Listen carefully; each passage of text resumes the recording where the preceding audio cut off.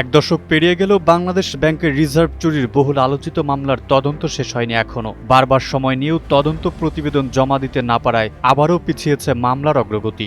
এ নিয়ে মামলাটির প্রতিবেদন দাখিলের তারিখ মোট ৯৫ বার পেছালো।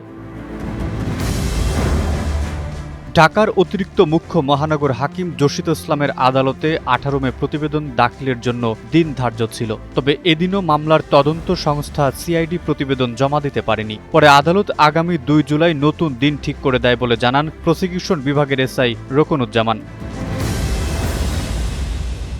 ২০১৬ সালের ৫ ফেব্রুয়ারি সুইফট কোড ব্যবহার করে যুক্তরাষ্ট্রের ফেডারেল রিজার্ভ ব্যাংক থেকে বাংলাদেশ ব্যাংকের ৮ কোটি ১০ লাখ ডলার চুরি হয়। ওই অর্থ ফিলিপাইনে স্থানান্তর করা হয়। তৎকালীন সময়ে দেশের ভেতরের একটি চক্র সহায়তার অর্থ পাচার হয়েছে বলে ধারণা করা হয়। পরে একই বছরের ১৫ মার্চ মতিঝিল থানায় মামলা করেন বাংলাদেশ ব্যাংকের অ্যাকাউন্টস অ্যান্ড বাজেটিং বিভাগের যুগ্ম পরিচালক জুবায়ের বিন হুদা। অর্থ পাচার প্রতিরোধ আইনের ওই মামলায় সরাসরি কাউকে আসামি করা হয়নি। মামলাটি তদন্ত করছে সিআইডি। তবে দীর্ঘ সময় ধরে একাধিকবার সময় নিয়েও তদন্ত প্রতিবেদন দাখিল করতে পারেনি সংস্থাটি।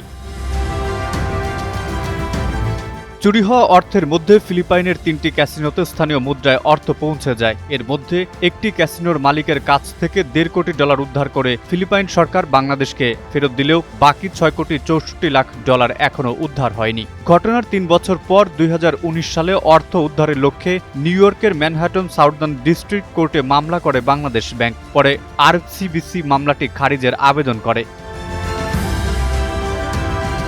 ২০২২ সালের এপ্রিলে আদালত বাংলাদেশ ব্যাংকের মামলা খারিজ করে দেয়। রায় বলা হয়, ওই আদালতের এ মামলায় পর্যাপ্ত এখতিয়ার নেই। এরপর বাংলাদেশ ব্যাংকের পক্ষ থেকে নিউ ইয়র্কের এখতিয়ারভুক্ত আদালতে মামলা করা হয় বলে কেন্দ্রীয় ব্যাংকের তরফ থেকে জানানো হয়েছিল।